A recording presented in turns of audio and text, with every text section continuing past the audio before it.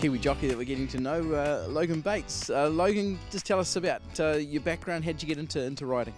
I was pretty lucky. I was born into racing, having both parents as jockeys. Mum's still current, Kylie Williams. She's 4 off 900, which is a big feat over about 27 years and 3 kids. And father, James Bates, he's Apprentice Alan Sharrock, and went good early doors and moved over here for a bit, had a bit of a stint, come home and sort of established himself in the South Island as one of those leading riders, and he sort of fell in and out of the game over the years and moved over here, went to Cindy Alderson's, and then gave me the opportunity to come over here and start riding.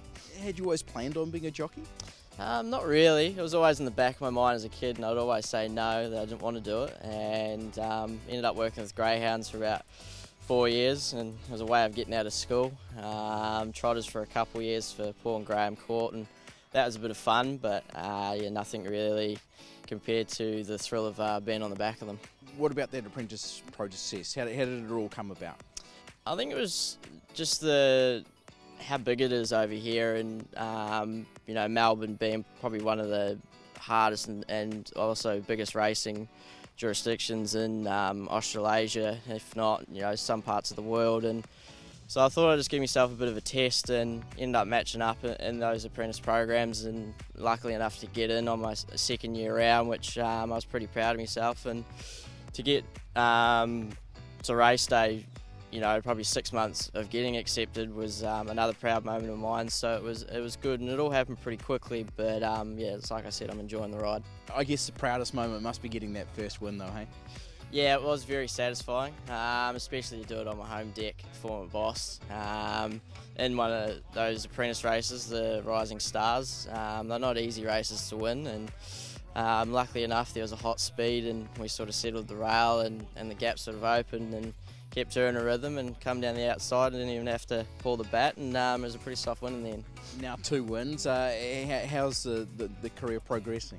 Yeah, it's going along nicely in my eyes. We have weeks where you get about 5 to 6 rides, and like this week we're pretty quiet. I'm sure later down the track it'll just naturally pick up, and I'll allow it to, and just keep flowing and see where I go. Just tell us about that guidance that you're getting from Racing Victoria. Who's looking after you and sort of helping you on your way?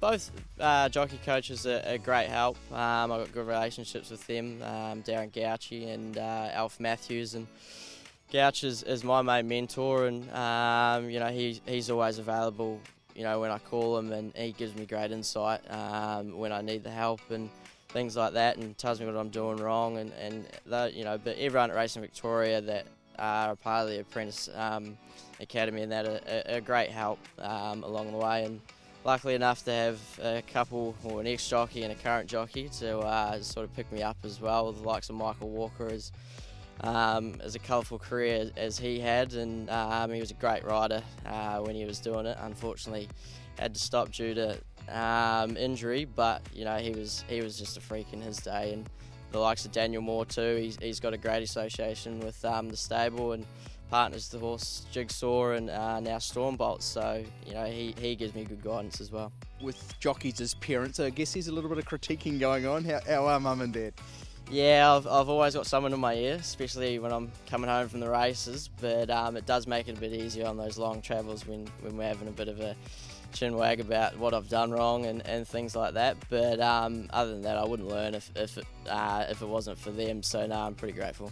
For you now, what are the targets? What are the career goals at this early stage?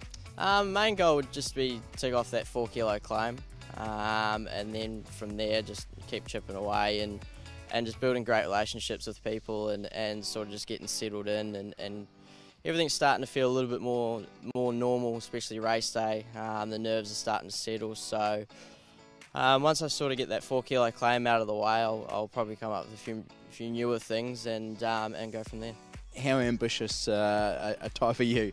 Yeah, I can get pretty competitive, especially when I get a bit more comfortable in that. So I'm probably a little bit starry-eyed at the moment, but like I said, it's all starting to feel normal now. So once I settle in, I think that's when you'll probably see a better version of me, and I'll keep working on myself and my craft, and like I said, just flow along and see where it takes me. Could we see you riding in New Zealand one day, maybe even riding against Mum? That is a sneaky plan in the back of my head. I reckon I'll come over for a hit and run mission and probably steal some of Mum's rides, because I think that at that point I'll probably have 2-3 kilo claim, and it'd be pretty juicy to some trainers' eyes, and so I might pick up a few of Mum's and hopefully get 1 or 2 over. Great to talk, Logan. Best of luck for your career too. Thanks, Aidan.